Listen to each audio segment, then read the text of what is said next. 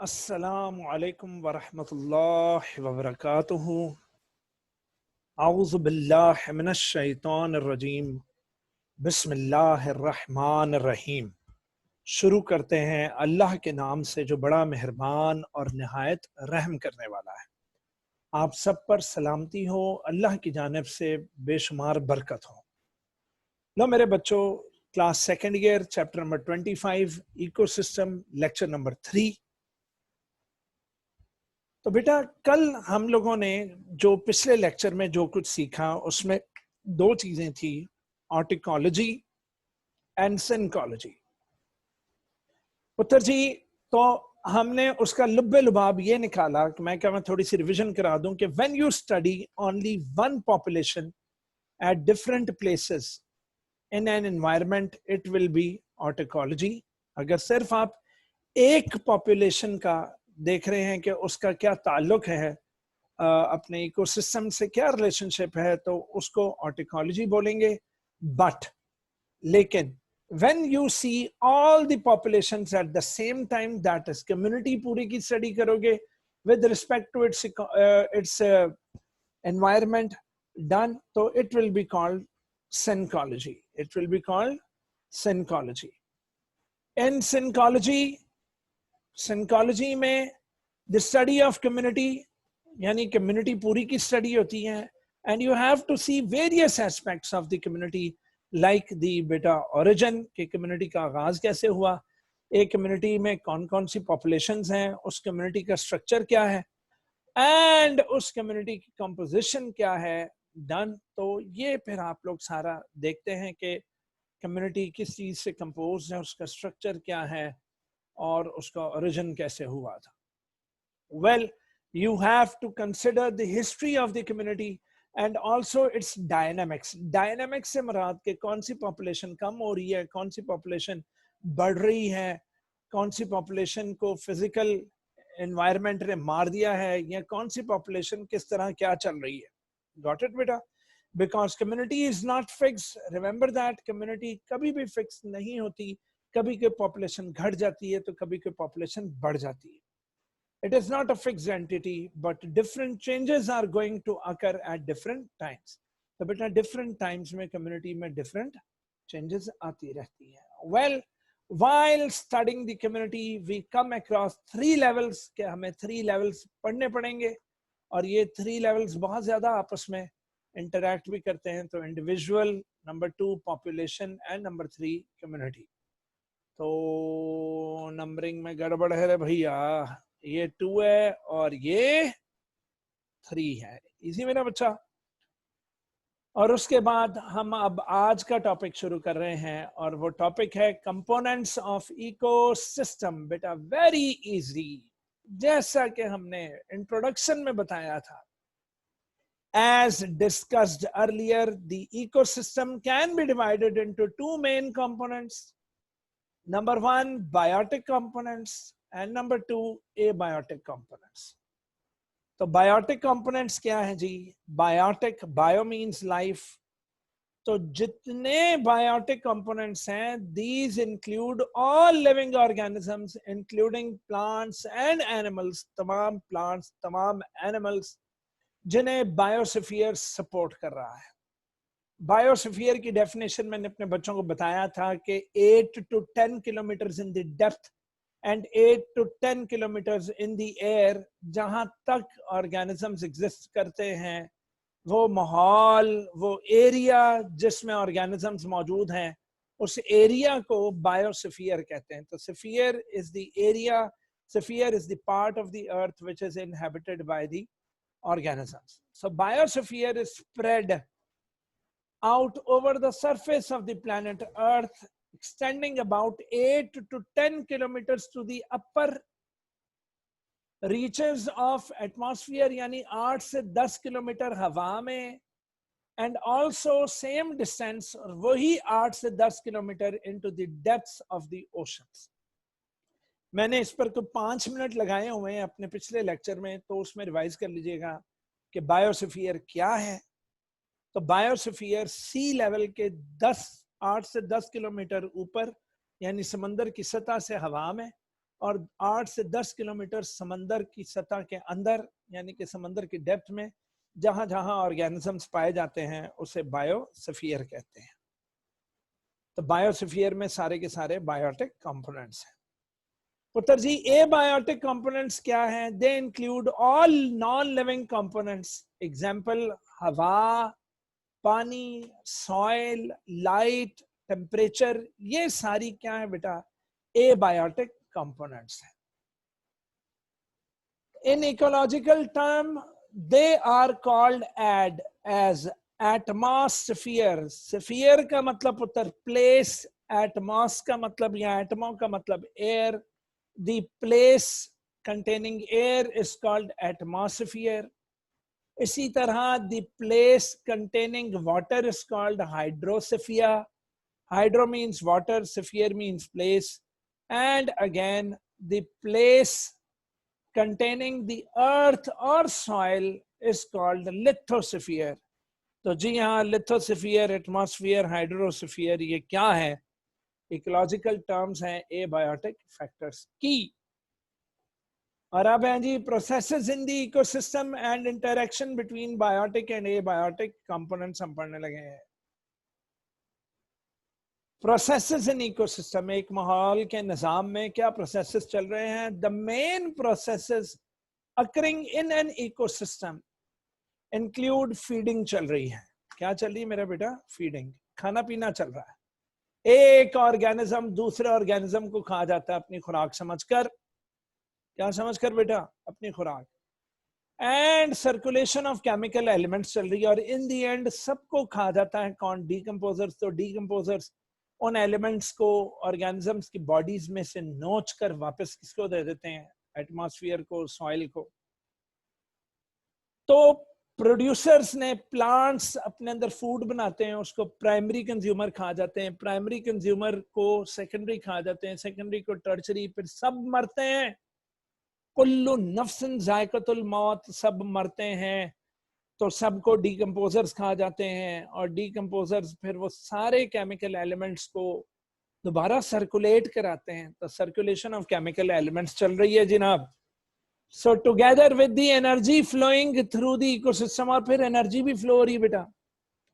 Energy पूरी कायनात में, एनर्जी का वाहिद मंबा, वाहिद जो सोर्स है वो सन है, वो सूरज है मेरा बेटा।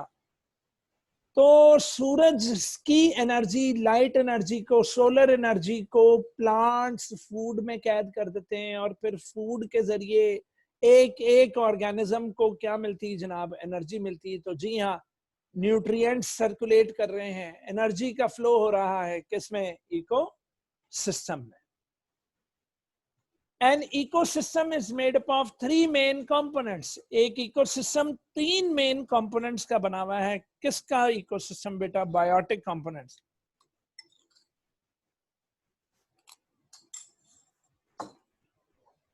मैं जरा खीर खा रहा हूं साथ साथ। An ecosystem is made up of 3 main components, biotic components, and those are producers, number 2 consumers, and number 3 decomposers. और ये सारे पुत्र कंसर्न विद फीडिंग प्रोसेसेस हैं, खाने पीने से रिलेटेड हैं। और आखिर पर तो decomposers circulation of chemical elements ही करवा देंगे। और तो और सन की एनर्जी को कौन ट्रैप करता है अपने अंदर? प्रोड्यूसर। और उस प्रोड्यूसर को कौन खा लेगा? कंज्यूमर। तो वही एनर्जी कंज्यूमर में चली जाएगी। फिर कंज्यूमर्स और प्रोड्यूसर सबको कौन खा लेंगे? डीकंपोजर्स। तो एनर्जी का कुछ हिस्सा डीकंपोजर्स के बीच से आएगा, और डीकंपोजर्स बाकी केमिकल मटेरियल्स को सर्कुलेट करा देंगे, यानी कि वापस प्रोड्यूसर के लिए छोड़ देंगे।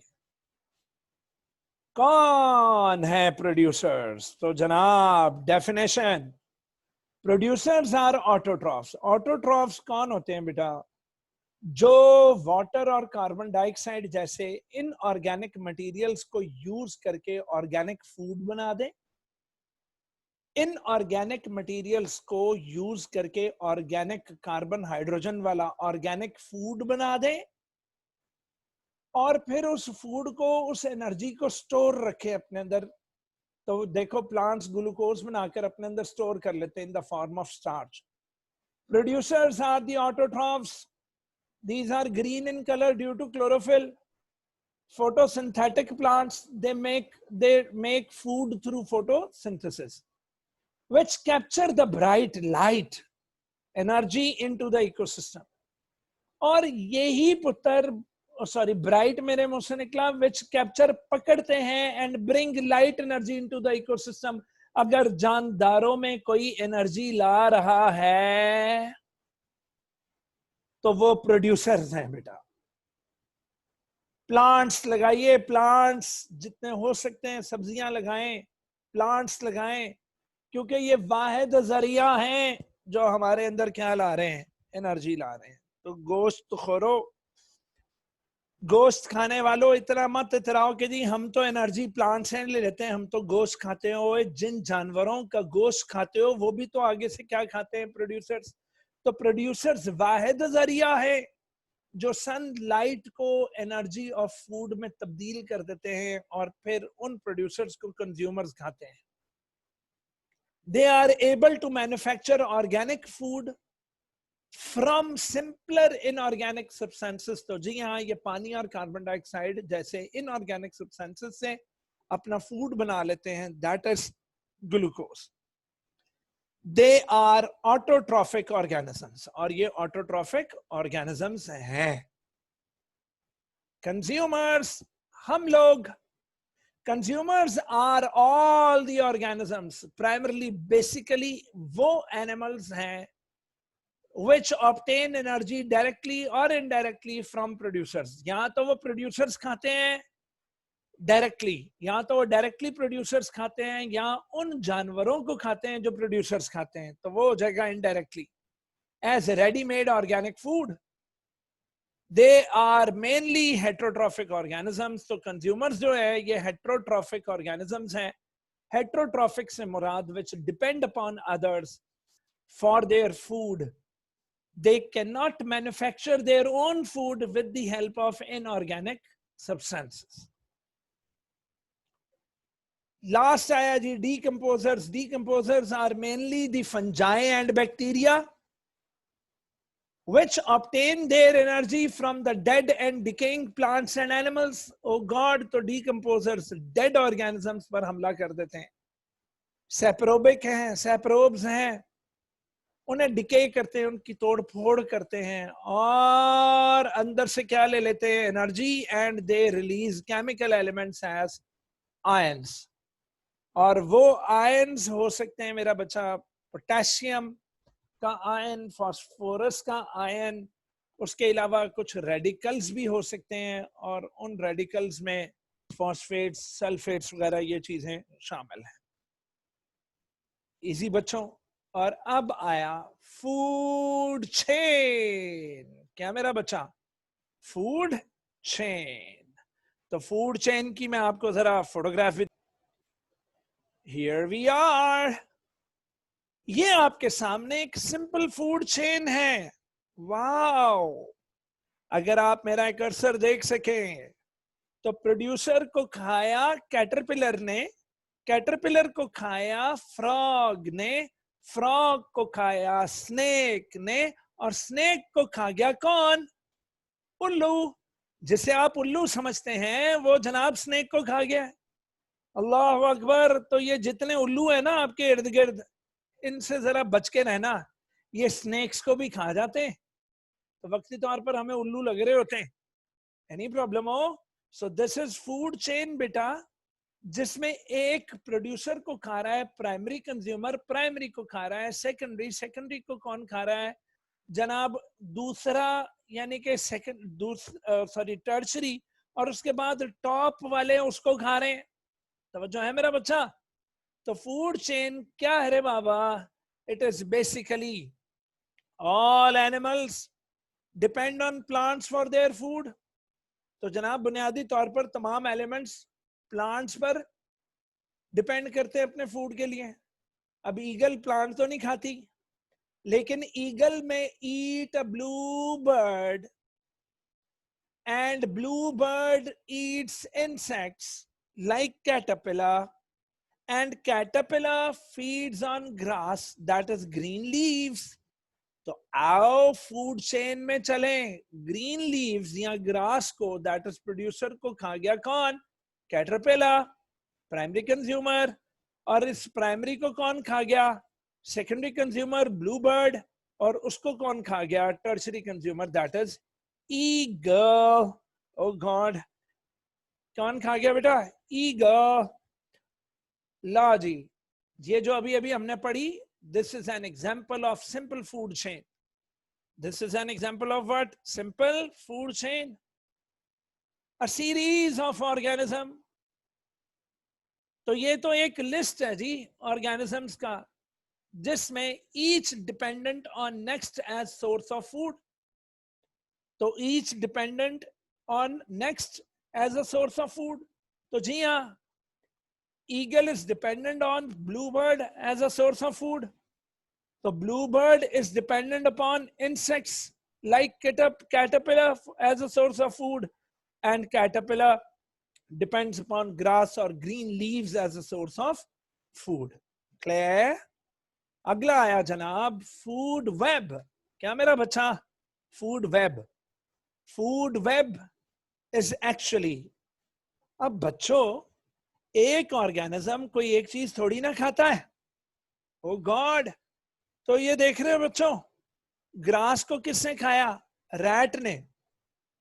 ग्रास को बीटल ने भी खाया, ग्रास को रैबिट ने भी खाया।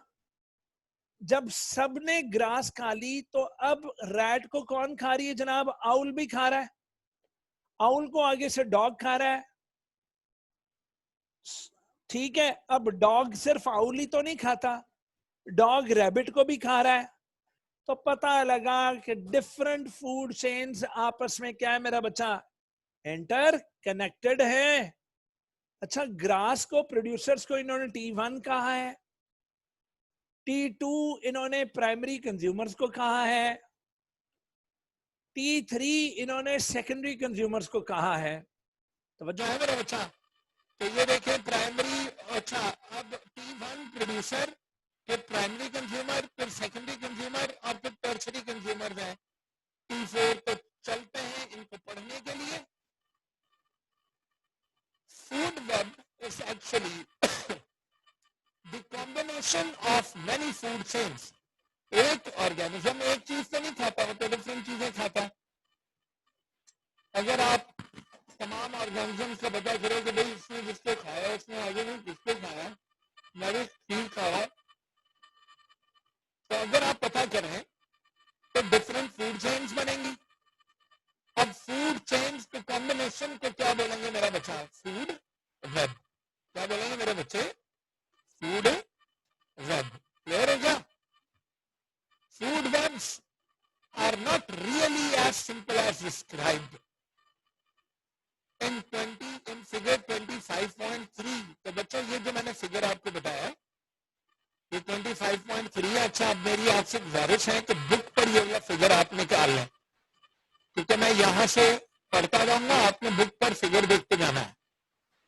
But food webs are not really as simple as described in figure 25.3 because most animals eat more than one type of food. अब जो डॉग है वो सिर्फ आउल ही तो नहीं खा रहा, वो सिर्फ स्नेक ही तो नहीं खा रहा, वो बहुत सारी चीजें खा रहा है। At different times, as Lorry Fox does not feed entirely on rabbit, वो सिर्फ rabbit नहीं खाता, Fox beetles भी खा जाता है, Fox rats भी खाता है, etc. तो पुत्र जब all the food chains and food webs begin, अच्छा ये भी देखें कि all the food chains और food webs उनका start grass से ही हो रहा है बेटा, that is producer से। Begin with green plant। पूछे कई को, क्योंकि वो प्लांट ही है जो क्या एब्जॉर्ब कर रहा है, जो लाइट एनर्जी को अपने अंदर एब्जॉर्ब कर लेता है, ऑटोट्रॉफिक है, अपने अंदर उसकी एब्जॉर्प्शन कर लेता है बेटा एनर्जी की।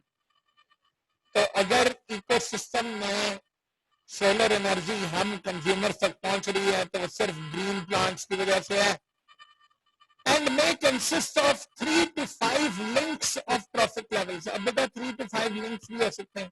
वो लिंक्स क्या है? कि प्रोड्यूसर से प्राइमरी, प्राइमरी से सेकेंडरी, सेकेंडरी से टर्शरी.